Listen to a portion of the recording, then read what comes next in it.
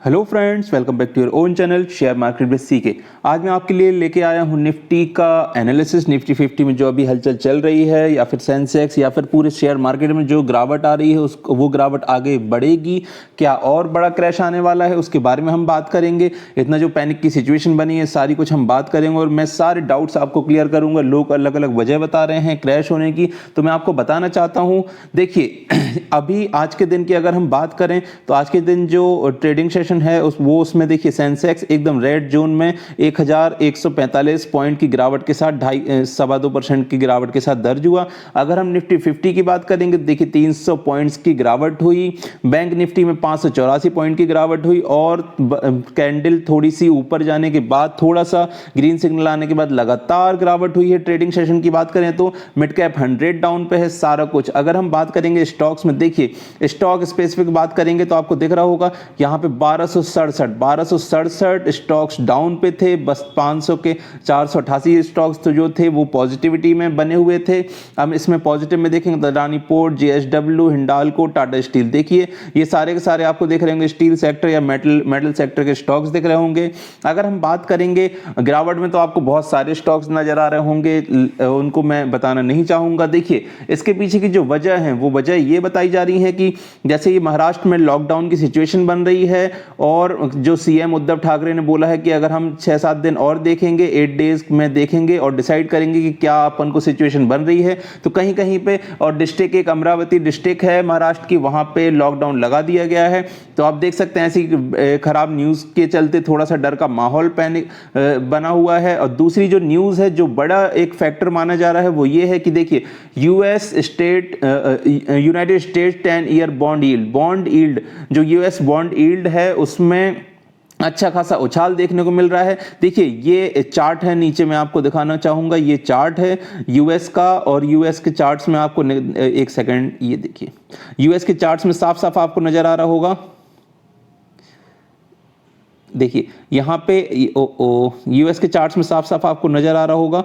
यहाँ पे जो यहाँ पे एक सिचुएशन थी जब लगातार यूएस बॉन्ड नीचे की तरफ जा रहा था, कोरोना के टाइम पे लगातार यूएस बॉन्ड नीचे की तरफ जा रहा था, लेकिन अब धीरे धीरे उसने रफ्तार पकड़ना स्टार्ट किया है और पिछले साल के फैब में जो सिचुएशन थी वो अभी आ रही है और फिर उसके बाद लगातार बढ़त नजर आ रही है। अभी भी अगर हम लाइव देखेंगे तो उसमें भी देखिए ये लगभग 2.5% के ऊपर बढ़त दिखा रहा है, जिससे लोग यहां से हटा के पैसा वहां डाल रहे हैं और थोड़ा सा ग्लोबल मार्केट में एक पैनिक की सिचुएशन बनी है। इस वजह से शेयर मार्केट से पैसा निकाल के ग्लोबल यूएस बॉन्ड में डाला जा रहा है, बॉन्ड यील्ड में डाला जा रहा है, तो एक कारण बताया जा रहा है। लेकिन मेरे हिसाब से देखिए अगर हम निफ्टी को व्यू करेंगे तो आपको साफ साफ समझ में आ रहा होगा, आपको दिख रहा होगा ये 2021 का चार्ट है। तो देखिए यहाँ पे करेक्शन आता है, हर बार कुछ बढ़त के बाद एक करेक्शन आता है, हर बार बढ़त के बाद करेक्शन आया है। आप देख रहे होंगे यहाँ पे देखेंगे यहाँ पे या फिर अभी जो करेक्शन आया है वो,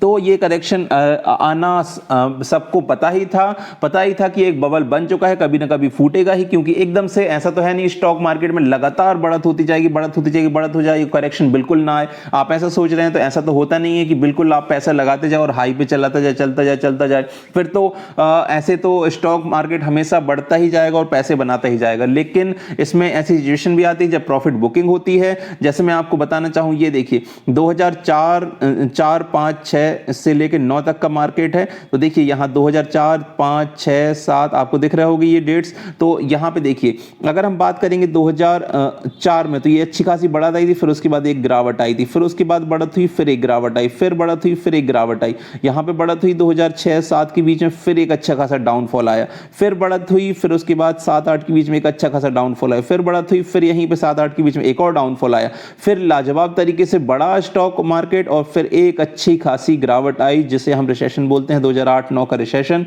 और फिर उसके बाद आपको उसके बाद का सिनारियो में दिखाऊंगा। ये देखिए ये 14, 15, 16, 17, 18, 19 है। तो यहां पे देखिए यहां पे एक फिर गिरावट आई, आई, फिर गिरावट आई, फिर बड़ा, फिर गिरावट आई, फिर बड़ा, फिर। तो मैं ये बताना चाहता हूं कि लॉन्ग टर्म ट्रेंड में भी देखेंगे तो अच्छी खासी प्रॉफिट बुकिंग आती है। और जो एक देखने वाली सिचुएशन ये बन रही है, ये आपको दिख रहा होगा 100 day moving average blue line, ये आपको हमेशा टच करके भागता हुआ नजर आ रहा है। देखिए यहां पे होगा चाहे यहां पे होगा। तो अगर हम बात करेंगे अभी के सिनारियो की, तो अभी जो सिचुएशन बन रही है वो ये है, 2021 का चार्ट है ये। अगर हम इसमें देखेंगे तो देखिए इसको थोड़ा सा अगर जूम करेंगे तो आपको दिख रहा होगा, जो ये लाइन दिख रही होगी आपको ग्रीन लाइन, ये 50 डे मूविंग एवरेज है। 100 ये दिख रही होगी लाइन, तो ये 100 डे मूविंग एवरेज है। अभी बिल्कुल जस्ट अपन बात करेंगे तो ये देखिए यहाँ पे 100 डे मूविंग एवरेज को टच करके वापस भागा था। और उसके बाद आप देखेंगे तो यहाँ पे जो उसने टच किया किसको, 50 डे मूविंग एवरेज को टच किया। यहाँ पे 20 डे क्रॉस करने की कोशिश कर रहा था लेकिन हो नहीं पाया। अब उसने यहाँ पे 50 डे मूविंग एवरेज को टच किया था, क्रॉस किया था, कुछ टाइम पहले ही की बात है। अब आपको एक बार फिर 20 डे मूविंग एवरेज क्रॉस करते हुए नजर आया है। हो सकता है आपको, अगर हम आरएसआई की बात करेंगे तो 47 की आरएसआई है, स्ट्रांग है, लेकिन ग्राफ्स में थोड़ी सी वीक नजर आ रही है। जो आज के दिन की कैंडल बनी है उसमें थोड़ी सी वीकनेस नजर आ रही है। तो देखिए मैं आपको यहां 47 की आरएसआई है, स्ट्रांग है, लेकिन ग्राफ्स में थोड़ी सी वीक डाउन हो गई है। एमएसीडी ने सेल सिग्नल दिया है, यहां पे हो सकता है यहां से अच्छी खासी गिरावट आपको देखने को मिले और 14,300 के लेवल पे ये आती हुई दिखे। ये जो लास्ट कैंडल बनी है वो एकदम माराबूजो कैंडल बनी है। देखेंगे निफ्टी की बहुत बड़ी कैंडल, बहुत बेरिश कैंडल, इसने एकदम से स्टॉक मार्केट को बहुत बेरिश मोड में ला दिया है।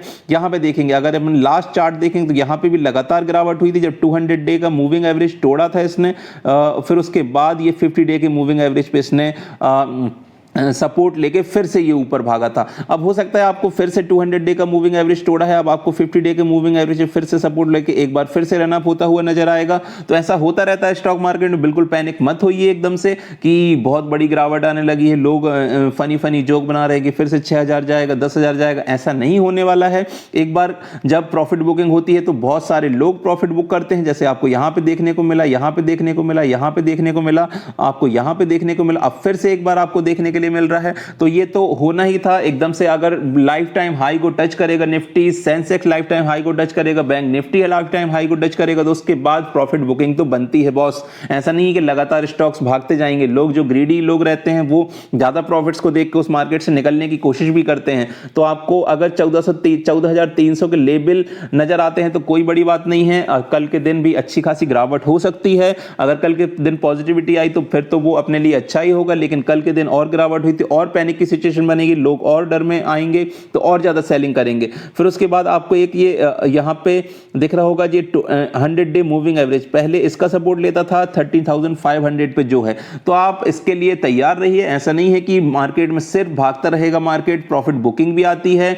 और जो वजह बताई जा रही हैं, जैसे यूएस बॉन्ड यील्ड है उसका बढ़ना, उस यहां से पैसे निकाल के लोग वहां डाल रहे हैं। अगर हम बात करेंगे कोरोना की प्रॉब्लम्स, तो कोरोना क्राइसिस की वजह से या फिर जो भी प्रॉब्लम्स बताई जा रही हैं, या फिर लोग सेलिंग कर रहे हैं, ज्यादा प्रॉफिट बुकिंग कर रहे हैं, वो एक प्रॉब्लम बताई जा रही है। तो किसी भी वजह हो, लेकिन कुछ टाइम बाद प्रॉफिट बुकिंग होती ही है। आपको उसके लिए हमेशा तैयार रहना होगा। ये था मेरी तरफ से निफ्टी का एनालिसिस। आपको कैसा लगा हमें कमेंट में जरूर बताएं। अगर आपको अच्छा लगा तो हम इसको कंटिन्यू रखेंगे। मैं आपको बीच बीच में निफ्टी का एनालिसिस देता रहूंगा, जो आपके लिए भी फायदेमंद होगा और मेरे लिए तो अच्छा रहता ही हमेशा।